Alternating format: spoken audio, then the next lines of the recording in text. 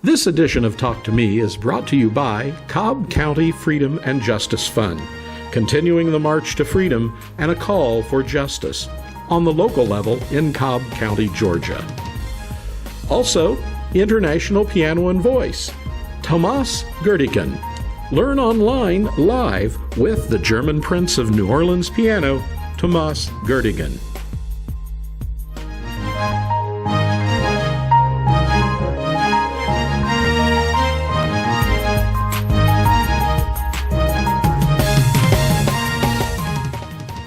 It's time once again for another edition of Talk to Me.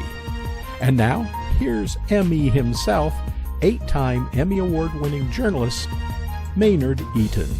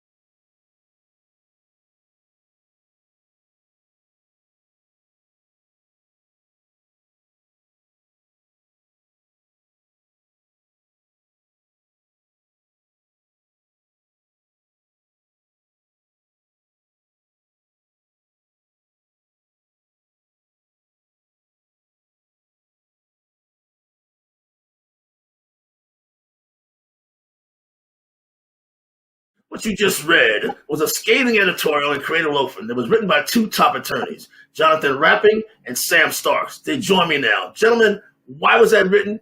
The cheating scandal was a decade ago. Why now? Well, I think we wanted to write the piece, and the reason why it's so timely is because as a nation, we are going through a reckoning with a history of mass incarceration, a history of an approach to criminal justice that has decimated marginalized communities, especially Black and brown communities. And we are realizing that prosecutors have largely driven that. And here in Atlanta, we just elected a new DA. And this case, the APS cheating scandal, although it happened a decade ago, it really is symbolic of a prosecutorial mindset that is still in the past, of an approach to prosecuting that has really, I think, as we say in the article, used a scorched earth mentality to try to prosecute people for offenses that are relatively less severe. And because two of the candidates running for office were sort of leaders in the decision to charge and prosecute this way, we thought it was really important to make sure that we were talking about it and that we were challenging these prosecutors to see if they've really moved beyond that mindset or if we can still expect the status quo. Sam, what about you, sir? What are you thinking? Most of these educators were Black educators. Does that ring something within your mind in terms of why you participated in this editorial? Sure, it did. And I think for me, just on a more gut level, I've always been disturbed by this prosecution. I've lived in Fulton County and in Atlanta for 20 or more years.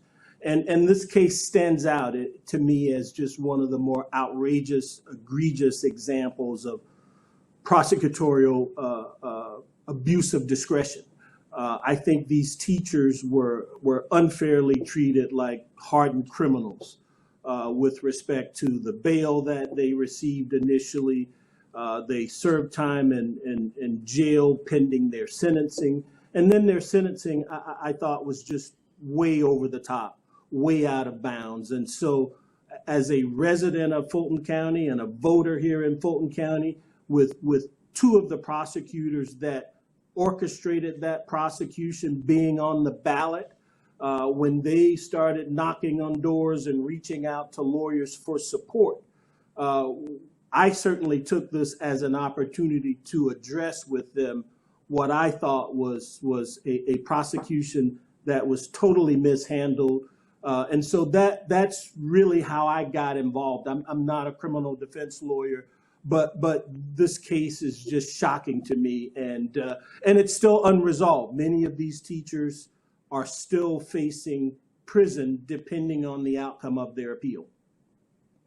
Yes, to my chagrin, when it was ongoing, the trials were ongoing, they were charged with a RICO Act, racketeering. I mean, these weren't drug dealers. These are, yes, they may have cheated on trying to raise the scores of some students, but the RICO Act, I thought that was over the top, and I'm no attorney.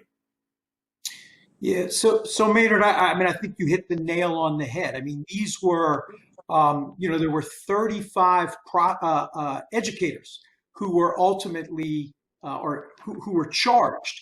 They were charged with transgressions that in most places aren't even crimes. They're not dealt with in the criminal legal system, and certainly not charged as felonies, and certainly not with a RICO theory of liability. And as you allude to, RICO was really a theory of prosecution that was designed to get organized criminals, right? Gangsters, mafia. And to do that to teachers really was, I agree with Sam, sort of mind-boggling. And I think the thing about RICO that those of us who study criminal law understand is it casts a really wide net, and there is an incredible risk that you will pull in the innocent along with the guilty. It is a theory of prosecution that should not leave us feeling good about the result. In this summer of racial reckoning and police brutality and issues like that, Black Lives Matters, how does this case play out in this, given this background of this, where we are today? Sure. Still, Well,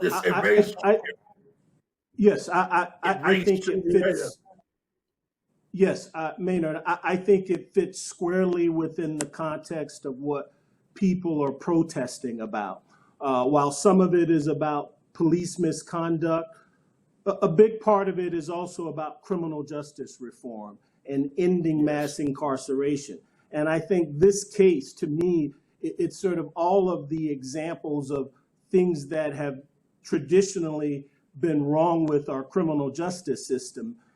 This is an example of a situation where the prosecutor's office, they essentially tried to induce these teachers into pleading guilty. I believe they thought this would be a slam dunk and something that they could sort of deal with very efficiently and quickly. But many of them maintained their innocence, which they had a right to do. And so they are being punished, we believe. It certainly seems that they are being punished for having exercised their constitutional right to have a trial. And so what we are still trying to address through efforts with the current DA, the DA-elect, and ultimately we will reach out to Judge Baxter on behalf of just lawyers and community organizations and a host of folks that we know who believe that there is still an opportunity and a need to correct this injustice. This was a central issue in the Fulton County District Attorney's election. Paul Howard, I read, was open to perhaps resolving this. He didn't win. Where's Fani Willis standing on this? Is there much hope? Do you have much hope that she will step in and she was a prosecutor in this. She's the one that did the cases. You think she will back off now? Is there much hope that Fani Willis, the new district attorney, will resolve this equitably? So I'll tell you, I'm hopeful because I believe ultimately this community is going to help her understand that what happened in this case was truly unjust. During the election process, there were 3 DAs. There was Fani Willis, there was Paul Howard, and there was a young former prosecutor named Christian Wise Smith, who threw his hat in the ring. And really, Christian Wise Smith established himself as the most progressive, the most reform-minded voice of the bunch. I mean, his platform included things like not prosecuting people for drug possession, not pulling children into the adult criminal justice system, not seeking the death penalty. And one cornerstone of his platform was acknowledging that what happened in this APS prosecution was overboard, was not consistent with justice, and that the next DA should seek to correct that. And I think that he garnered nearly 40,000 votes. That was the community saying they agree with those pillars of his platform. Initially, neither Paul Howard nor Fani Willis would agree to acknowledge that what they did in the APS case was not consistent with justice. But after Christian Wise Smith won, he took his 40,000 votes and he went to both and he said, are you willing to move on any of these more progressive positions? Paul Howard did. Paul Howard ultimately agreed that he would seek to work with the defense to try to ensure that these educators did not go to prison. Now, this is politics, so he was criticized, and certainly Fani Willis criticized him for doing that. But now the election is over, and I really do hope that as community members, community activists, the defense community, let Fani Willis know how much they agree with the idea that we have to move past the APS case and acknowledge that was a mistake. My hope is that she will ultimately concede that and back off of this sort of position she's taken. Sam, what do you think about that, Fanny? Hopeful.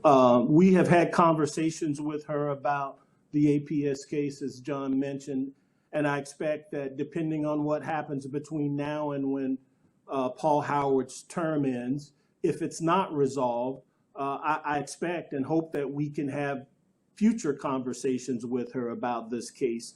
There is certainly a great amount of support and thought within the community that none of these teachers should go to prison. And so that is my biggest issue right now with this prosecution.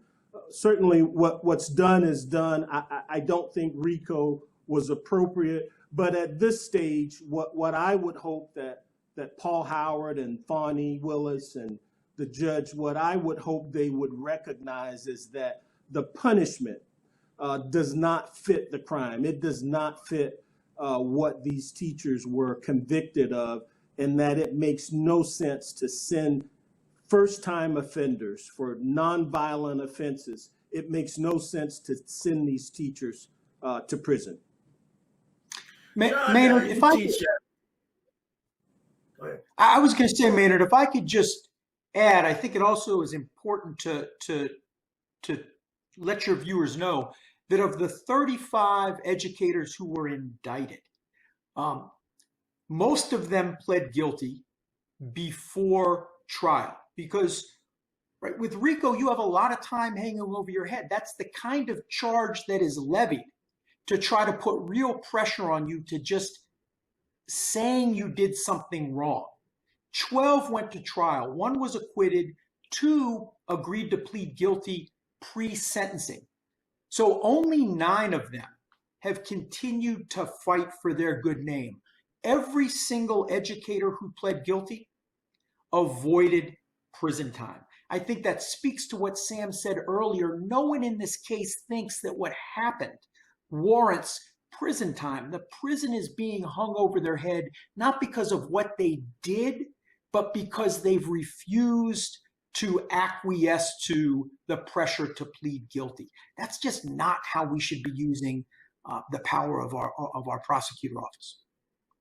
John, what's the lesson in this? Do you teach your Atlanta John Marshall Law students? What do you tell them about this case, and what should they glean from it as students of the law? So I've got to tell you this, Maynard. I have come to know a couple of the educators who were involved very well since the trial. I did not know any of them when this trial happened. Like Sam, I lived in Atlanta, and this trial, this prosecution shook me to my core. It was sort of emblematic of everything wrong with the way prosecutors in America have fueled mass incarceration. After these convictions, I got to know some of these educators, and I've come to know a couple of them very well. A couple of them work at Gideon's Promise, and they spend their days working to help people who are caught up in the criminal legal system. They are literally continuing to do more every single day for the cause of justice than most people will ever do. And what I tell my students, and what I've come to understand about these educators, and it's true about many people I've known in my years of doing criminal defense work, is that it's easy to see people as criminals when that's the narrative the prosecutor puts forward. When every time you talk to the DAs about why they're doing this, they talk about how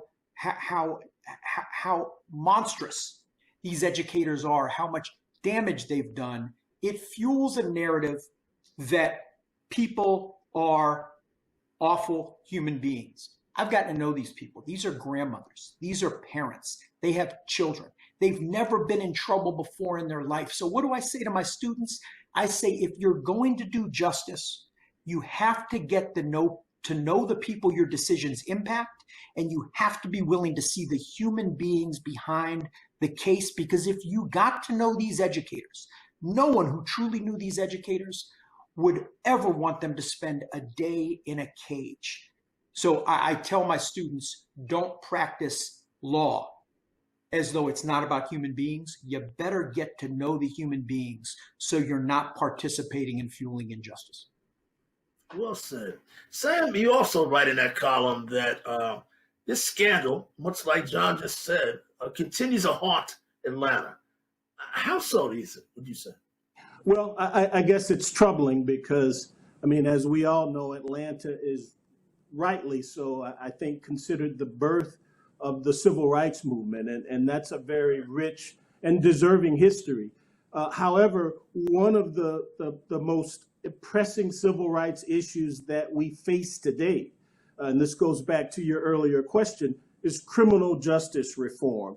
It's people feeling that the criminal justice system does not treat people fairly, does not treat people equally. And so one of the things that makes this an important issue for us, and frankly, I think an important issue for Fulton County and Atlanta, is that my impression is that Atlanta is not where it should be in terms of really being a part of a movement that we see emerging in different places across the country, where prosecutors are taking a much closer look at who they prosecute, how they prosecute cases, what kind of sentences they advocate. And so I think this case is just out of line with the spirit and sort of the history of Atlanta when it comes to being a leader in the area of civil rights. We are certainly not that, as I sit here today, as it relates to the way the criminal justice system in Fulton County and Atlanta has operated for quite some time. And this APS prosecution, it stands out, as I said, as just one of the more egregious examples of that. Sam, this is known across the country as a black city, black mayors. These are black prosecutors and black teachers. Somebody said to me, this is like black on black crime, this prosecution. Well, listen, I do think that despite the fact that we have a black mayor, a black district attorney, black leadership, and I see this in civil rights cases as much as I think this APS case is sort of indicative of this. Some of our leadership, frankly, does not serve our community well when it comes to issues like the criminal justice system or police accountability. And frankly, I think that we should all sort of take a look in the mirror. Just because we have a black DA or a black mayor does not mean that we're getting the kind of justice that we deserve. And so I believe that there's a lot of opportunity and a lot of room for Atlanta, I think, to get in line with other places, San Francisco and other places, when it comes to being at the forefront of a criminal justice system that treats people more humanely.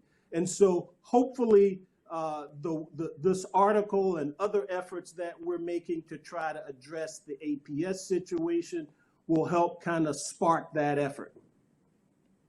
That was going to be my final question. What has been the reaction to your op-ed? What's the fallout been, and what's the reaction been, and what do you think it will do for this situation? So I will say, as far as I haven't felt any fallout. The reaction's been incredibly positive. I really do think there is a huge portion of voting Atlanta, voting Fulton County, that are outraged by what happened here. There is a quote that's kind of become the mantra of a movement of reform-minded prosecutors across the country.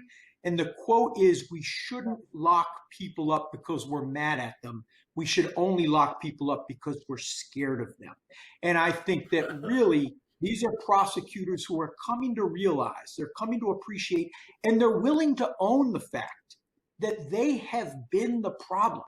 And they're engaged in a mea culpa. And they're starting to say, I am going to atone for my sins by correcting the problems I fueled. That hasn't happened in Atlanta yet.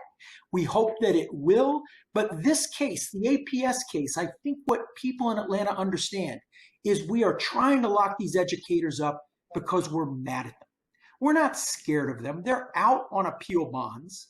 They were out for the vast majority of the pretrial proceedings. No one thinks they're dangerous. We want to lock them up. The prosecutors who are prosecuting them want to lock them up because they will not say, I'm sorry. We're locking them up because we're mad at them. And we shouldn't be spending Fulton County's precious dollars that can be used on healthcare, on education, to deal with a houselessness problem. We shouldn't be using that money to lock up people that we're mad at. I think people in Atlanta get that, and I think that they've been very supportive of what Sam and I wrote. Sam Starks, Jonathan Rappin, thank you for that's a wonderful op-ed, but also your explanation of where we are with this case, because it's still, as you said, it still haunts us. Ladies and gentlemen, this has been Talk to Me. See you next week.